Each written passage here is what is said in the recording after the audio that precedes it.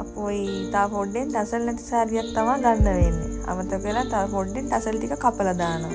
ඉතින් කොහොමද යාළුවනේ අතුගල හැන්ලූම් පේජ් එකට ඔයාලා සාදරයෙන් පිළිගන්නවා. මේ සාරියේ වීඩියෝ එකක් මම කලින් ගෙනාවා. වියලා ඉවර වෙලා ඉතින් මේ සාරිය කපනවා. කපලා මේ රෝලට ඇතිලා තියෙන සාරිය ලිහින එක තමයි තියෙන්නේ. ඉතින් මේ සම්පූර්ණ සාරිය වලට බලා ගන්න පුළුවන් අයිඩි ගාරින දෙයක් නැහැ. සාරිය පුරා මිරි ගිහින් තියෙන්නේ. මේ තියෙන්නේ අපේ උරිස්ස ගාවට එන ඔසරි පොටට තියෙන එක. ඉතින් ලස්සනද කියලා බලන්න යාළුවනේ. ඉතින් මේකේ ටසල් ටික ගැට ගහන්නක් තියෙනවා. මේ තියෙන ජැකට් පීස් එක. ජැකට් පීස් එකේ ලොකු ඩිසයින් එකක් දුන්නේ නැහැ. හෙඩ් පීස් එකට ඩිසයින් එකක් දාලා තියෙන නිසා. ගොඩක් මහන්සි වුණාට සතුට තියෙන සාරිය කපන දවසට ඉතින් මම මේක එහාට මෙහාට හැඩ කර බැලුවා. මේ වලට පේන්නේ හෙඩ් පීස් එක.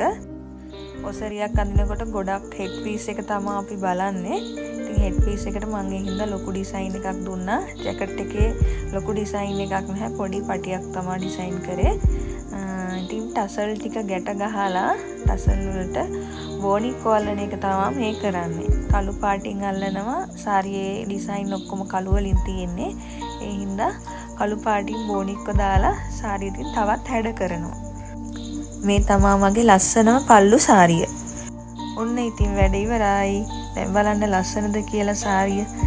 ඉතින් මේ වගේ සාරි වල වීඩියෝ බලන්න, සාරිය ඕඩර් කරන්න, ලස්සන ඩිසයින් අඳුන ගන්න අපේ පේජ් එකත් එක්ක සම්බන්ධ වෙලා ඉන්න.